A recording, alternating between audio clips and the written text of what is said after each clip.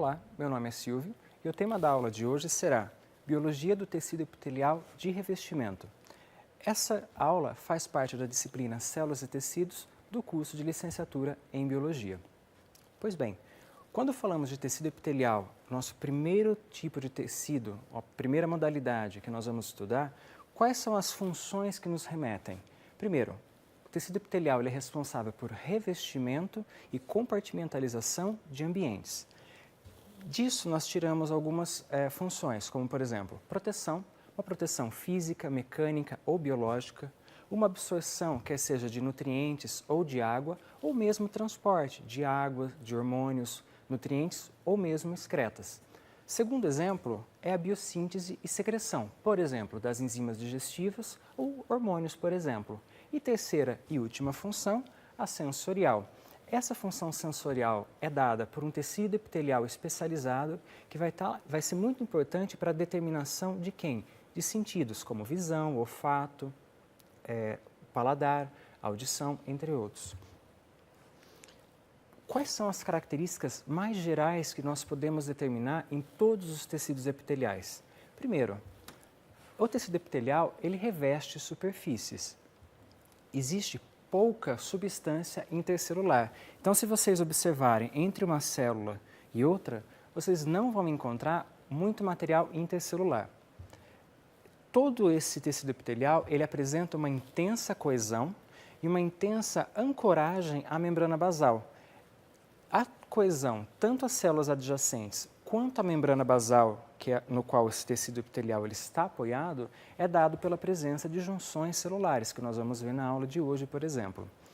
A presença dessas junções também permite que o tecido epitelial ele seja polarizado, ou seja, a célula consegue delimitar o que é o ambiente luminal, ou um polo apical, e o que é o ambiente basolateral. E como última característica de todos os epitélios, eles são avasculares, portanto, eles dependem intimamente da nutrição que é proveniente do tecido conjuntivo no qual eles estão apoiados. Aqui eu trago para vocês vários exemplos de tecidos epiteliais. Aqui vocês podem observar o tecido epitelial de revestimento da mucosa intestinal, com células com núcleo alongado e bordadura em escova, que é uma especialização que nós vamos ver hoje. Aqui é o tecido epitelial que reveste a traqueia, com núcleos em diversas posições e a presença de células caliciformes. Outros tecidos epiteliais, os que revestem a mucosa da bexiga, com núcleos esféricos em diversas alturas. Aqui, um tecido epitelial com uma grande coesão entre as células, que é um exemplo da epiderme, ou mesmo aqueles que são envolvidos tanto na absorção, como aqui no ducto do epidídimo, ou quanto na absorção, secreção ou barreira, que são encontrados em algumas estruturas presentes no rim. Pois bem, quais são os objetivos da aula de hoje? O primeiro objetivo é compreender um componente estrutural que ele está relacionado com as delimitações entre os ambientes, por exemplo. Além disso, é identificar a organização do tecido epitelial de revestimento. Portanto, a principal mensagem dessa aula é vocês entenderem a polaridade. Quais são as estruturas que garantem a polaridade de uma célula epitelial? Então, nós vamos ver que existe uma estrutura, uma junção muito especial chamada zônula de oclusão. Ela é capaz de selar a célula, portanto, ela consegue controlar o que está para cima e o que está para baixo. Além de ser uma estrutural, isso garante um controle funcional do que está entrando e do que está saindo para cada um desses compartimentos. Portanto, nós podemos definir um domínio apical e um domínio basolateral, incluindo as membranas laterais e aquela que se encontra em contato com a membrana basal. É muito importante que nesse domínio apical você encontra diversas diferenciações de membrana, então vocês vão encontrar prolongamentos, que vocês já viram em biologia celular e nós vamos recordar, e aqui as junções. O primeiro domínio apical que nós vamos falar é a respeito da bordadura em escova. Então, se vocês observarem, por exemplo, na mucosa intestinal, nesse epitélio, vocês vão observar uma projeção apontada aqui pela seta em vermelho. Essas projeções, em microscopia eletrônica, nós conseguimos detectar que são microvilosidades, só que na microscopia de luz ela recebe o nome de bordadura em escova. se observarmos no esquema, o que preenche o centro dessas microvilosidades? Citoesqueleto, são filamentos de actina. Então, qual é a função de uma microvilosidade? É você aumentar a superfície de absorção e o movimento dessas estruturas é passivo. Outra especialização de domínio apical são os cílios. Então, se vocês observarem na seta em vermelho aqui no epitélio da traqueia, vocês vão ver as projeções dos cílios nas células ciliadas. Os cílios, a microscopia eletrônica, vão remeter àquelas estruturas que vocês já estudaram de 9+2, são microtúbulos. Esses microtúbulos permitem e se associam de modo que esses cílios eles consigam bater e se movimentar ativamente. Isso é muito importante, por exemplo, para o epitélio da traqueia, pelo seguinte: se ele vai produzir muco para ter uma função de proteção física, mecânica e biológica, esse muco ele não pode se acumular nas vias, ele tem que ser expelido. Então, esses cílios eles batem em direção contrária e levam esse muco para o meio exterior. E um terceiro domínio apical são os estereocílios. Os estereocílios eles são observados, por exemplo, nas células do ducto epididymário. Se nós observarmos a ultraestrutura, na verdade, são grandes e longas microvilosidades, porque eles apresentam um core repleto, o centro dela é actina, são filamentos de actina. Então, eles servem para quê? Você aumentar a superfície de contato e ter absorção, por exemplo, de restos celulares que estão presentes no líquido seminal. Uma vez que nós compreendemos quais são as especializações do domínio apical da célula, agora nós vamos estudar quais são as especializações do domínio basolateral. São elas agrupadas nas junções de oclusão, nas junções de ancoragem célula-célula, nas junções do tipo fenda, nas junções de ancoragem célula-matriz. Tudo bem? Então, como primeiro exemplo de junção de oclusão, eu trago a zônula de oclusão. A zônula de oclusão ela é formada pelas proteínas ocludina e claudina, que formam como se fossem cinturões e um zíper ao redor da célula. E isso sela um ambiente. Aqui vocês podem detectar essas zônulas de oclusão e a principal função dela é fazer o quê? Manter uma barreira de difusão intercelular, ou seja, com esse cinturão na célula, o fluxo de água ou de íons via paracelular, ou seja, entre as células, ele é dificultado. Claro que tudo vai depender de quão delgado vai estar essa abertura das junções de oclusão. Elas podem estar um pouco mais frouxas ou não. Com isso, você consegue garantir uma separação físico-química dos compartimentos teciduais. Um exemplo agora de junção ancoragem célula-célula são as zônulas de adesão. O termo zônula também remete à formação de um cinturão, só que aqui você tem outras proteínas envolvidas, como, por exemplo, a icaderina, a catenina e cálcio. Essas moléculas elas formam uma interação com os filamentos de actina do citoesqueleto e garantem o quê? Uma estabilidade mecânica. Essa estabilidade mecânica ela serve para conectar citoesqueleto de células adjacentes a fim de você manter uma unidade estrutural no epitélio. Um outro exemplo agora de junções de ancoragem célula a célula são os desmossomos.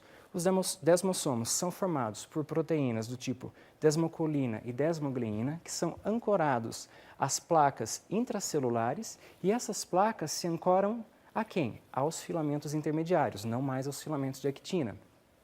Portanto, os desmossomos também estão envolvidos na estabilidade mecânica, principalmente na adesão da epiderme na pele.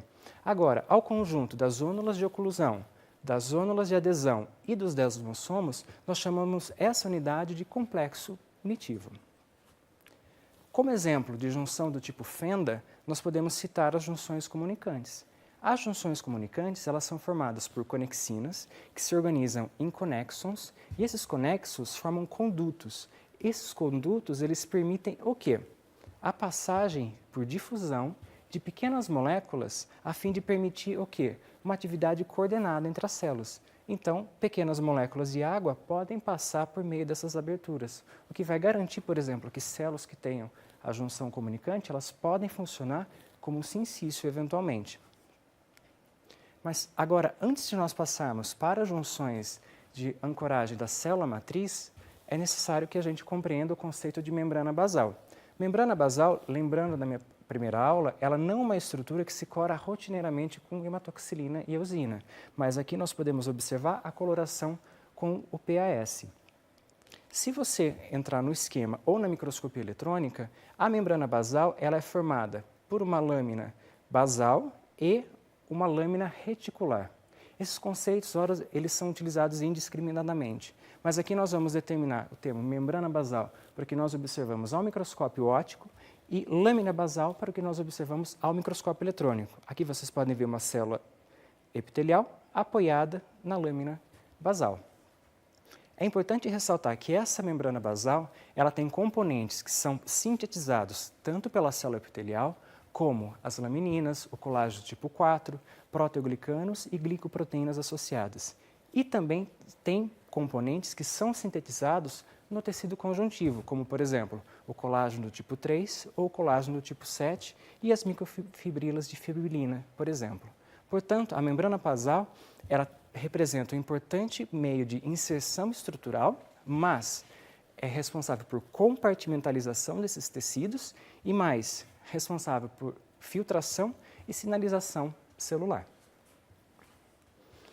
Pois bem, dentre as junções de ancoragem, agora célula-matriz, eu destaco para vocês a adesão focal.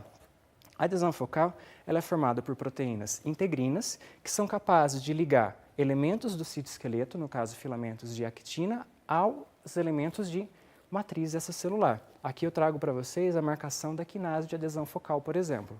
Então, a adesão focal, ela mantém uma estabilidade mecânica, mas ela é uma ligação dinâmica. Então, a célula pode despolimerizar aquela adesão focal e formar outra rapidamente para outro lugar. Isso facilita quem? A migração celular. Tudo bem? Além disso, essa dinâmica permite que, por meio da adesão focal, sinais que são provenientes da matriz extracelular sejam transduzidos para o interior do núcleo. Então, a célula consegue entender e captar os sinais que vêm do meio externo. E o último exemplo das junções de ancoragem célula-matriz são os hemidesmossomos. O próprio nome sugere, é metade de um desmossomo. Então, você tem proteínas como as integrinas, que conectam-se, né, às proteínas de matriz extracelular e as proteínas e placas do citoesqueleto, que vão, o citoesqueleto, principalmente os filamentos intermediários. Então, a presença de hemidesmossomo, ele garante uma estabilidade mecânica muito grande e estável do tecido epitelial ao tecido conjuntivo. E aqui nós observamos nessa eletromicrografia a presença dos hemidesmossomos. Pois bem, uma vez que nós entendemos polaridade, nós entendemos quais são as junções, as especializações que fazem parte tanto do domínio basolateral e as especializações de membrana no domínio apical, agora nós podemos entender a organização morfofuncional do tecido epitelial quanto ao número de camadas de células, quanto ao formato das células epiteliais e quanto à presença de especializações no domínio apical. Por exemplo, se vocês observarem nesse esquema, você tem uma célula cujo núcleo é discoide, um núcleo que ele é esférico e um núcleo que ele é cilíndrico. Todos esses epitélios são ditos simples. Por quê? Porque você só tem uma camada de células. Eu observo e identifico que eu tenho uma camada de células porque todos os núcleos estão localizados na mesma altura. Vejam aqui no exemplo. Aqui eu trago para vocês um corpúsculo renal. Então eu vejo o folheto parietal da cápsula de Bowman, por exemplo, onde na seta vermelha você tem um núcleo discoide e do lado, nessa outra seta vermelha, vocês encontram apontado uma célula mesotelial que forma o revestimento externo do pulmão. São células ditas de epitélio simples e pavimentoso, cuja função, nesse caso, é de troca de substâncias, e nesse é de você promover uma movimentação e lubrificação dessa camada, para que o pulmão não entre em atrito com a cavidade que o reveste. Então, esse epitélio ele é classificado como simples, por ter uma única camada de células, e pavimentoso pelo formato da célula.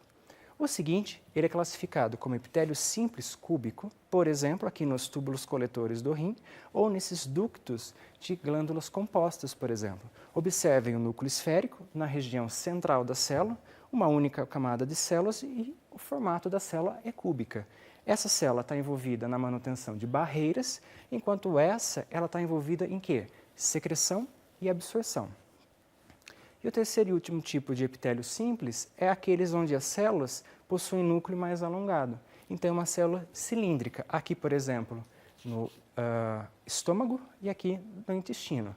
Notem a diferença. Aqui você tem aquele produto pouco corado, que eu comentei lá atrás, que são os mucopolissacarídeos. Esse material, ele promove uma barreira química contra a agressão das próprias enzimas proteolíticas e o suco gástrico a essa mucosa. Já esse outro epitélio do intestino, ele também é cilíndrico, só que ele tem a bordadura em escova. Aqui você tem muito mais a função de absorção ressaltada. Agora, quando você observa uma grande quantidade de camadas de células, esses são ditos tecidos epiteliais estratificados. Nós observamos células colunares, células esféricas e células pavimentosas. Só que a classificação é pavimentoso por quê? Lembra que eu comentei, a hora que eu mostrei, qual que era aquela célula terminalmente diferenciada? Era mais apical. Então, essa é o formato final de uma célula da epiderme, por exemplo. E aqui, em algumas regiões da pele, nós encontramos uma grande presença de queratina. Portanto, onde você tem muito pouco ou onde você encontra uma grande quantidade, esses tecidos epiteliais, eles sempre estão associados a quê? A proteção contra abrasão. E aqui você tem uma proteção contra a perda de água, por exemplo, porque a queratina ela é impermeável. Aqui eu trago o epitélio da traqueia. Esse epitélio ele é curioso, porque você encontra núcleos em diversas posições. Então, é sugestivo que ele seja estratificado. Contudo, todas as células que fazem parte desse epitélio, eles tocam a membrana basal, quer sejam as cilíndricas ciliadas ou aqui a caliciforme, com uma coloração especial, que vocês veem aqui não corado e aqui corado. Como todos tocam, é um epitélio simples. Contudo, como nós não conseguimos observar como simples, ele recebeu uma classificação especial, é chamado epitélio pseudoestratificado cilíndrico, porque as células são alongadas, e é importante ressaltar que tem cílios e células caliciformes. Serve como proteção para a traqueia e movimentação do muco que ali é produzido. Outro tecido epitelial muito especial é o tecido epitelial que faz revestimento das vias urinárias e da bexiga, por exemplo. Ele é chamado epitélio de transição. Ele possui células com núcleos globosos em diversas alturas, sugestivo de ser estratificado. Contudo, também todas as células tocam a membrana basal. Portanto, é um epitélio simples. Mas, por ele apresentar uma morfologia no órgão relaxado e no órgão estirado, ele recebeu o nome de epitélio de transição. Diversas proteínas, como uroplaquina, são encontradas nessas células especiais que ajudam na exposição de uma quantidade maior ou menor de membrana plasmática para que essa célula consiga o quê? Se alongar quando você tem estiramento do órgão. Pois bem, se vocês entrarem no e-book, entrarem, por exemplo, na lâmina de intestino delgado, verão um corte transversal, verão a presença de um lúmen. Existem as projeções em diversos planos de corte, que hoje vocês são capazes de identificar, cortes longitudinais, oblíquos, ou regiões onde você tem cortes transversais dessas vilosidades intestinais. É importante que vocês atentem para o quê? Para uma boa região de localização e classificação desse tipo de epitélio, porque você vai encontrar diversos tipos de plano de corte. Então, eventualmente, um ou outro vai ser mais difícil. A dica que eu dou para vocês é localizem uma região onde vocês encontrem núcleos na mesma posição, na mesma altura. E aí você pode concluir que esse epitélio é de que tipo? É do tipo simples. É uma célula cilíndrica, devido ao núcleo, e tem a presença da bordadura em escova, que agora eu estou apontando para vocês. Portanto, é um epitélio envolvido no quê? De absorção.